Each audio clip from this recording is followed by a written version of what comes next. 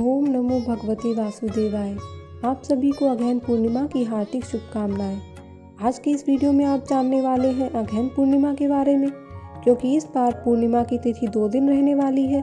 ऐसे में यह जानना जरूरी है कि व्रत किस दिन रखना चाहिए, स्नान दान कब करना चाहिए और जो लोग भी मां अन्नपूर्णा को प्रसन्न करने के लिए व्रत रखते हैं जो कि 21 दिन तक लगातार चलते हैं, तो ऐसे में मां अन्नपूर्णा का व्रत आप किस दिन रखें और मार्गशीर्ष पूर्णिमा यानी कि अगहन पूर्णिमा के दिन किन किन वस्तुओं का दान करना शुभ रहता है, इस दिन रहने वाले शुभ मुहूर्तों के बारे में भी आप जानेंगे। क्योंकि पूर्णिमा के दिन राहु काल के समय कोई भी शुभ काम करने से या दान देने से बचना चाहिए। तो राहु काल का समय कब से कब तक रहेगा, आइए जानते हैं। 26 दिसंबर मंगलवार को इस बार पूर्णिमा का उपवास रखा जाएगा। इसी दिन सत्यनारायण भगवान का व्रत भी रखा जाएगा। 26 दिसंबर को ही इस बार मंगलवार के दिन मां अन्नपूर्णा की जयंती भी है और इसी दिन पूर्णिमा का स्नान दान किया जाएगा। पूर्णिमा की तिथि प्रारंभ होगी 26 दिसंबर मंगलवार की सुबह 5:47 से और समाप्त होगी 27 दिसंबर बुधवार की सुबह 6:03 पर। तो ऐसे में 26 दिसंबर को सुबह से लेकर रात तक हमें पूर्णिमा की तिथि प्राप्त होगी और रात को चंद्र देवता की पूजा करने का जो शुभ मुहूर्त आपको प्राप्त होगा वह भी 26 दिसंबर को होगा, क्योंकि 27 दिसंबर को तो पूर्णिमा की तिथि सुबह ही समाप्त हो जाएगी। तो ऐसे में चंद्र देवता की पूजा करने का जो विधान है या चंद्र देवता को खीर का भोग लगाने का जो विधान है वह आपको 26 दिसंबर को ही करना चाहिए। 26 दिसंबर मंगलवार को सूर्योदय का समय रहेगा सुबह 7:10 और सूर्यास्त का समय रहेगा शाम 5:36 और इस दिन चंद्रोदय का समय रहेगा शाम 5:44 पर। तो शाम की पूजा आप इस समय में कभी भी कर सकते हैं। 5:44 के बाद से आप कभी भी चंद्र देवता को अर्घ्य देकर अपना व्रत भी खोल सकते हैं। राहु काल का समय रहेगा दोपहर 3:05 से लेकर 4:25 तक। राहु काल के समय में किसी भी तरह का दान देने से बचना चाहिए, किसी भी तरह का कोई शुभ कार्य नहीं करना चाहिए। 27 दिसंबर बुधवार को सूर्योदय का समय रहेगा सुबह 7:10 और सूर्यास्त का समय रहेगा शाम 5:44 पर। हालांकि शाम के समय चंद्र देवता की पूजा करने का शुभ मुहूर्त नहीं है, फिर भी चंद्रोदय का समय शाम 6:03 पर रहेगा और इस दिन आप वैसे तो स्नान दान दोनों कर सकते हैं।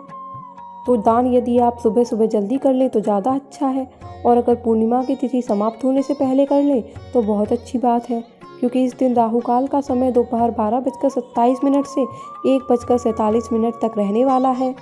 इस समय में आप किसी भी तरह का दान देने से जरूर बचें।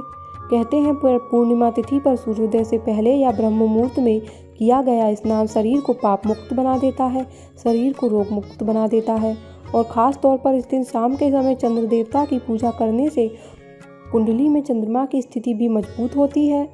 खासकर जिन लोगों को मानसिक रोग हो, मानसिक तनाव हो, बहुत ज़्यादा जल्दी टेंशन में आ जाते हो, बहुत ज़्यादा सोचते हो और मन हमेशा परेशान रहता हो, तो ऐसे लोगों को रात के समय चंद्र देवता की पूजा अवश्य करनी चाहिए।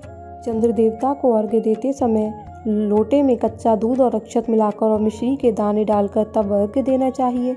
इसके अलावा इस दिन क्योंकि सत्यनारायण भगवान की पूजा भी की जाती है, तो जो लोग सत्यनारायण भगवान की कथा का पाठ पढ़ते हैं या सुनते हैं उन्हें इस दिन सत्यनारायण भगवान को भोग में आटे को घी में भूनकर उसमें चीनी मिलाकर उसका प्रसाद तैयार करके और पंचामृत का प्रसाद तैयार करके भगवान को भोग लगाना चाहिए और उसी प्रसाद को बांटना चाहिए।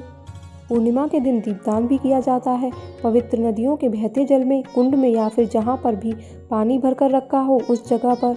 और क्योंकि इस दिन अन्नपूर्णा जयंती भी है 26 दिसंबर को, तो ऐसे में अपने घर में खास तौर पर किचन में आप पूजा जरूर करें। एक दीपक मां अन्नपूर्णा के नाम से जलाएं। किचन में जब आप पूजा करें तो ध्यान रखें कि शाम का भोजन उस समय ना बनाएं। भोजन बनाने से पहले आपको यह पूजा करनी होती है। ऐसा करने से पूरे वर्ष भर आपके घर में धन धान्य की कोई कमी नहीं रहती और मां अन्नपूर्णा की कृपा से घर में कभी भोजन की कमी नहीं रहती। खास तौर पर इस दिन पका हुआ भोजन गरीबों को जरूर खिलाना चाहिए। दूध, दही या फिर दूध से बनी हुई वस्तुओं का दान करना चाहिए। सफ़ेद वस्त्रों का, गर्म वस्त्रों का दान करना चाहिए। पूर्णिमा का उपवास सुबह से प्रारंभ होता है और शाम की पूजा करने के बाद आप प्रसाद ग्रहण करके यदि हो सके तो मीठा भोजन ग्रहण करें, नहीं तो आप सीधा नमक वाला भोजन, शुद्ध सात्विक भोजन भी ग्रहण करके अपना उपवास खोल सकते हैं। आज के दिन हो सके तो हर किसी को पवित्र नदियों के जल में स्नान करना चाहिए, लेकिन सबके लिए ऐसा करना संभव नहीं हो पाता, तो घर में ही नहाने के पानी में गंगा जल मिलाकर स्नान कर सकते हैं। लेकिन उससे पहले एक ज़रूरी काम सभी को करना चाहिए। सबसे पहले तुलसी जी के गमले से थोड़ी सी मिट्टी लेकर माँ तुलसी को प्रणाम करके फिर अपने शरीर पर और माथे पर लगाकर उसके बाद पानी में गंगा जल डालकर या पवित्र नदियों के जल से स्नान करना चाहिए। क्योंकि मार्गशीर्ष महीने के नियमों का पालन करने वाले सभी भक्त पूरे महीने तुलसी जी की जड़ की मिट्टी को शरीर में लगाकर फिर उसके बाद स्नान करते हैं। तो जो लोग पूरे महीने ऐसा ना कर पाए हों, वो आज के दिन सभी भक्तों को ऐसा जरूर करना चाहिए। भगवान विष्णु और भगवान कृष्ण की कृपा ऐसा करने से प्राप्त होने लगती है। जो भी जीवन में अधूरी इच्छाएं हैं वो भी पूर्ण हो जाती हैं। आने वाले वीडियोस में आप हमारे चैनल पर पूजा विधि और पूर्णिमा के दिन सुनी जाने वाली कथा के साथ ही सत्यनारायण भगवान की कथा भी ज़रूर सुनिएगा।